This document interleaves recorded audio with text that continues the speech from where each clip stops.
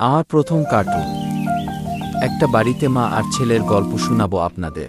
খোকা, এই মিষ্টি প্লেটে একদম হাত দিবি না, ঠিক আছে? আমি একটু বাইরে থেকে আসছি। ঠিক আছে মা, কোনো ব্যাপার না। আমি মিষ্টির প্লেটে হাত দিব না, তুমি যাও। এই বলে তার মা চলে গেল। তারপর সে মনে মনে কিছু ভাবতে লাগলো। তারপর সে আস্তে আস্তে হেঁটে চলে গেল মিষ্টির কাছে এবং এদিক ওদিকে দেখলো।